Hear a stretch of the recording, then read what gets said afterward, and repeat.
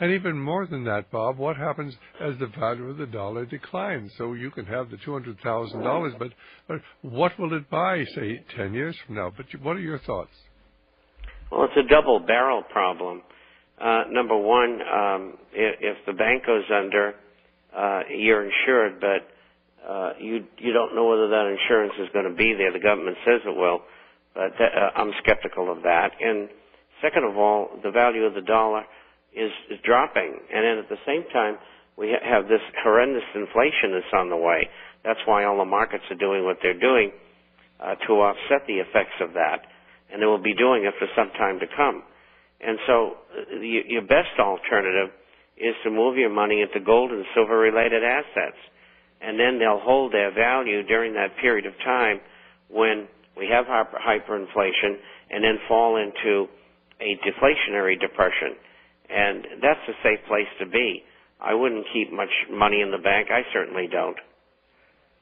And, Mike, I think what you have to understand is that we're talking about dollars, but the dollar is no longer sound. And there's an organized effort to destroy the value of our currency. In Europe, they're spending tremendous amounts of money. They're spending some money to try to get the economy going, but they're going into deflation, and we would be far better off to go into deflation and let things equalize and then start building from a solid base. Instead of that, they're doing everything they can to destroy our currency, but they can't let the American people know what they're doing. So they've got to talk about, things are going to be better when we come out of this and nothing to worry about. You can trust us, and we're going to solve the problem, and cut the deficits by increasing spending.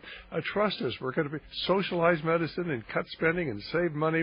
We're going to put on the carbon tax, and that's going to be great for America. They're going to destroy our whole industrial base with the carbon tax, cap and trade whole system. They know what they're doing. But if you're in dollars and the dollar is destroyed, then what are you going to have? Yeah, I absolutely agree 100%. I don't trust the stock market channels at CNBC. I am familiar with the gold and silver the point you were making. And a cap and trade is just a huge transfer of wealth from us to the poorer nations of the world. But like I said, a hard-working fellow like myself, I would be holding the bag as I get closer to my 50s and 60s. I want to buy, real estate, but I just don't trust the whole system. And one last question. Oh, well, wait a minute. Let's get to your second question. Okay. And that was the question about the Chinese coming in here and simply buying up everything. What about that, Bob? How about the Chinese? Well, you mentioned currency controls, and that could stop them, but and they could come about. And that's why the government's trying to find out where everybody's assets are so they can grab them all. And but I think in a final analysis, they would probably tell the Chinese, no, you can't do that, and that could end up in a nuclear war, and so that's a pretty fragile situation. Right, that was a nightmare that I've been having since I'm a kid, and isn't it just amazing? You mentioned, I was like, Jesus, they want to take our 401k money, and my point being, you're absolutely right. China could say this, this. They don't have to hit us here, but anywhere around the world would just raise the horror level. And how long do you think, and this is for the host, that the people that are in charge are going to allow shortwave and people like you to tell the truth? They're going to try to shut us up, and that's coming because they don't want. I mean, the vast Americans know more about the idiot on American Idol, which I've never watched. I don't give a damn about. Than who is running things here. They couldn't even tell you who the Secretary of State is. I mean, how long will it be before, Obama, this administration, and it goes back, beyond this one, they say, no, you know what, that's enough. We want to clamp down, whether it's the so-called fairness doctrine or even just pulling the plug on, the power to the people at your studios. That's what's frightening me. And I really appreciate your time. Thank you, Jeff. God bless, and thanks so much, Mike. And I don't know when they're going to clamp down. I feel they're going to clamp down sometime, but as long as I have a voice and I have access to the radio and shortwave and satellite and radio stations across America, I'm going to keep doing what I'm doing. Well, our telephone number again is 1-888-24-LIBERTY, 1-888-24-LIBERTY, or 464-8295. Our guest is Bob Chapman from the International Forecaster. And let's go to John, who's calling us from Texas. Hi, John. Do you have a question or comment? Well, Well, I have a comment. You know, I was listening to Jerry Brownfield while you were talking about China a minute ago, and he said he had a guy. It was like last week on his show, I think it was, and he said the sheriff's department in his county or whatever had put a lien on his house. Anyway, he said he got a legal envelope deal, but it was like a kind of different from the way we make them from China, and saying something about their interest. And so the thought was thrown out was maybe they, had sold this lien to China. Well, I really couldn't comment on that. I really don't think they do that sort of thing. What are your thoughts on that, Bob? I don't think so either, at this point at least. So I would say that the information, just as a guess, is untrue. I will tell you, John, that they are putting out all sorts of disinformation and misinformation just to confuse the American people, to frighten the American people, to neutralize our ability to think. It's called cognitive dissonance. And when you feed enough information that's false and confusing into people, pretty soon they don't know what to believe, and they just go over in the corner and curl up and die.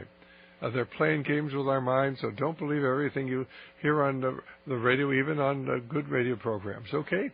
Well, pretty much, he said it could have been a hoax, but he thought it might have been something because China's saying they want collateral. Okay, well, of course, we don't know whether it's true or not, and you verify that for me, absolutely, and then we can discuss it, okay?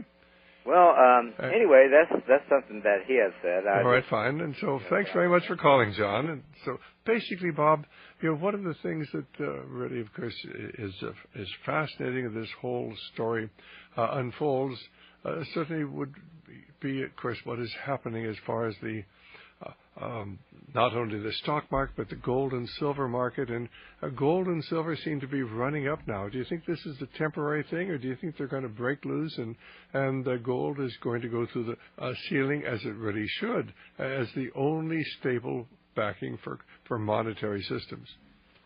Well, it certainly looks like both gold and silver want to go higher. They're both technically in reverse head and shoulder patterns, as is the HUI.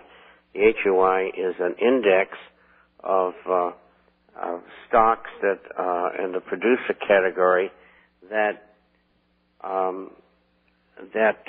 not leveraged. They haven't sold gold and silver forward, and that is in the same kind of technical configuration, which is an irreversible. I believe that 99% of the time that formation is irreversible. It's a very strong one. It usually ends up throwing whatever it is to astronomically higher prices, and they usually spike. And with gold as an example, you could have a spike from 1,000 to 2,000 in a very short period of time, although there would be minor corrections around the way that wouldn't last very long. But there could be a major move in the offering. And then again, it could go back down to 920 or 30 and start up again. We just don't know. All we know is we're in a long-term gold and silver bear market. Owning them is a method of wealth protection. That's what this is all about. If you happen to make a lot of money, that's secondary. You just want to keep what you've got. And you can do that in gold and silver and get that money out of the bank, out of the CDs, out of the cash value insurance policies, out of the annuities, out of real estate if possible. You want your money in a position that's liquid and will hold its value.